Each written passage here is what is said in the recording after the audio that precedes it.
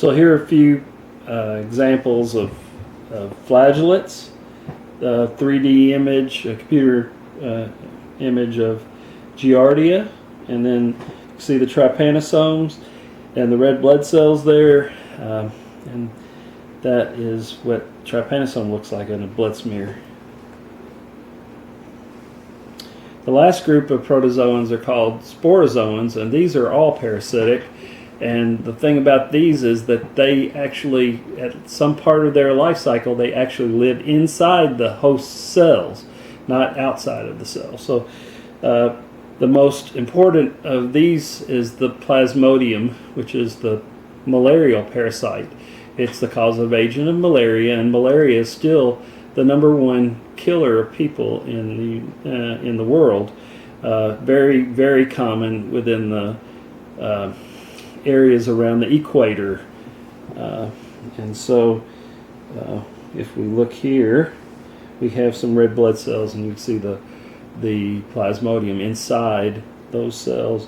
They will just burst those cells, kill those cells, and move on to the next.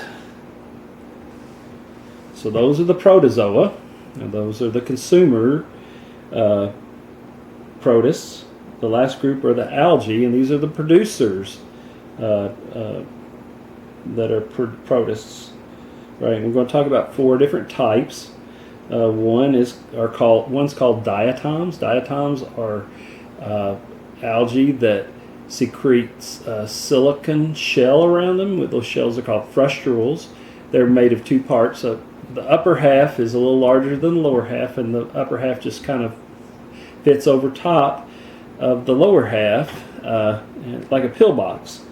And these shells are very ornamentally decorated, and because of these decorations, you can determine the species and even subspecies of some of these diatoms. What I did with DOW was I was a phycologist, a diatom expert. I don't know, expert, but what we do, we go out and scrape rocks, and that's not rocket science-y, but then we take those samples back and process them, make microscope slides, and then the part where I got paid really was to count and identify those species of diatoms that were within those samples. They are very good indicators of water quality because each species has different tolerances for certain types of pollutants. Some like acid situations, some like salt, some like nutrients, and by the numbers and the types of diatoms that are on the slide, we can get a really good kind of estimate of what the water quality is. And so that's how we used it with the division water. But those frustules, if it's a shell C, for instance, over long periods of time, those cells die, and when they die, the shells actually fall to the bottom of the sea or ocean or lake. And over years and years and years of deposition, once water recedes, you have this actual mineral we call diatomaceous earth that is left over, and that material is actually mined and has a commercial use. It is an excellent filter of water. In filters that are used in swimming pools, a lot of people use sand because it's cheaper and easier to get, but has a bigger pore size, and it doesn't get all of the possible particulates out of the water. Whereas if you run it through diatomaceous earth, it gets more of those particulates out. Water's cleaner, right, because of the filtration excellence of diatomaceous earth. It used to be the abrasive in toothpaste, and not too long ago, and probably when you were very small, you actually used toothpaste that had fossil diatom shells in it, and you used it to help brush your teeth. Now we know that it was a little abrasive to the enamel, and so they use other abrasives in the toothpaste to make it a little more enamel friendly. Diatomaceous earth can be used too by chicken farmers like me to get rid of parasites like mites as an alternative, a natural way to get rid of those mites or parasites versus things like poisons, insecticides, things like that. So this slide shows all of different shapes and sizes, all these diatoms. The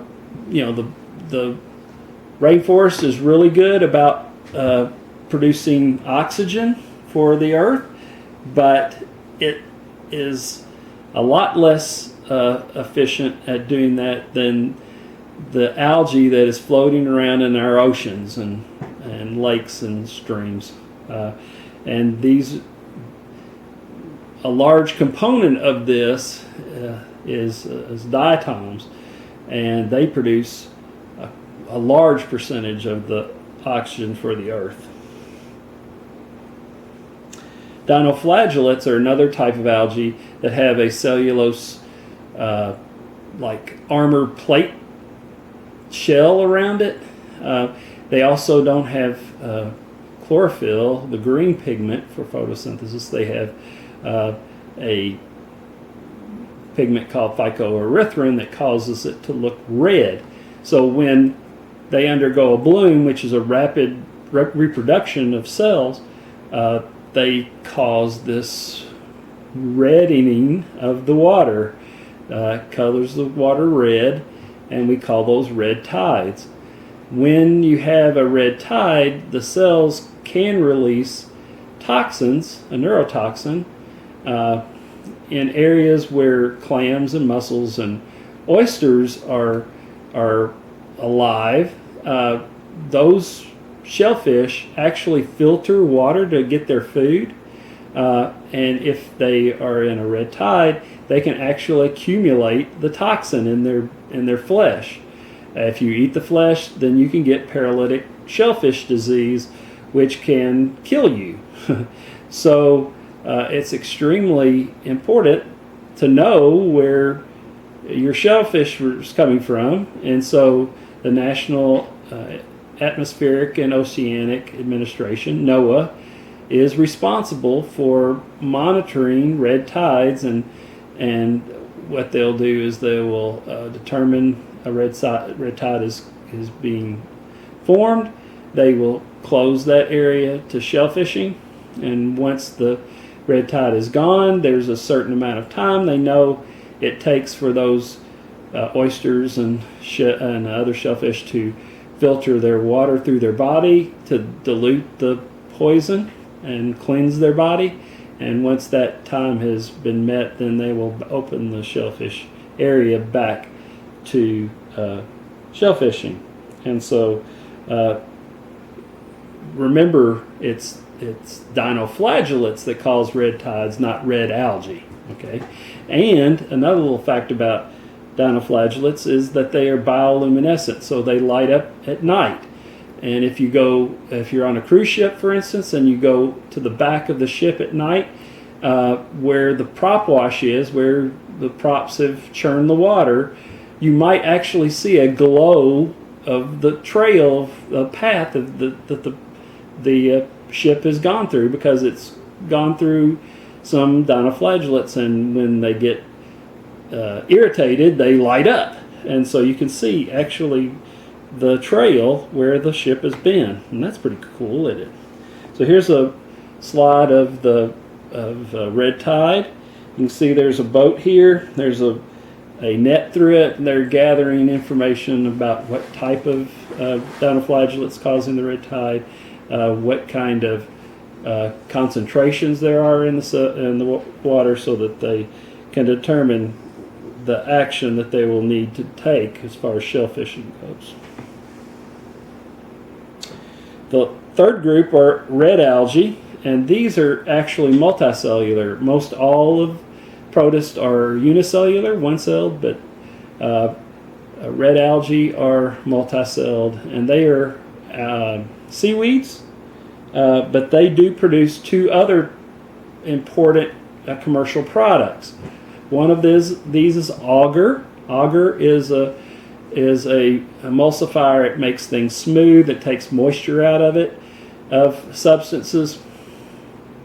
But it's mostly important in microbiological studies, especially bacteria studies, where, for instance, if you think you have strep throat, the doctor will swab your throat and wipe it on a little petri dish with agar in it, and then we'll incubate it.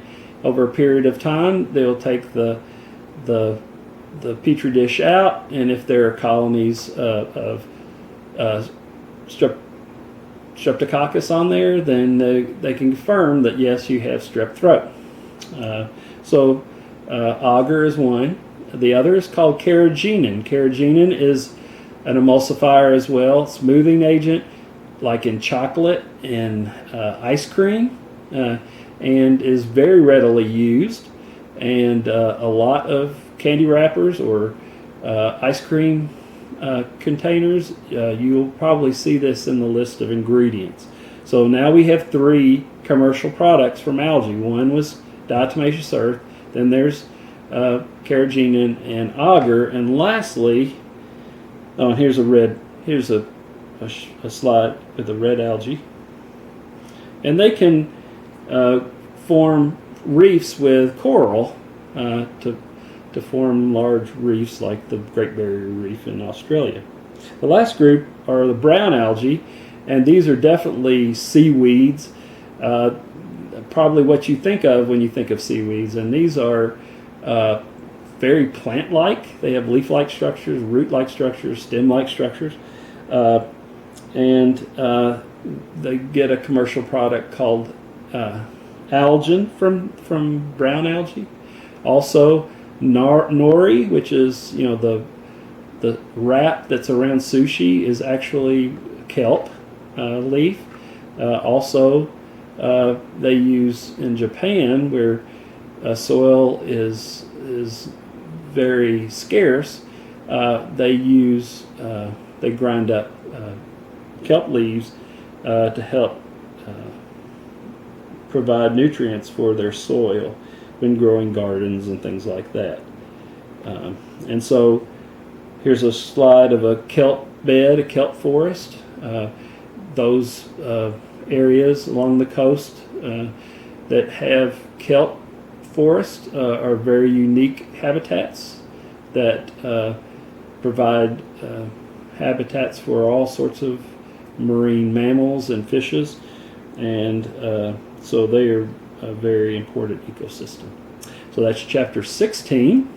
We will meet again when we talk about chapter 17, which are plants and fungi.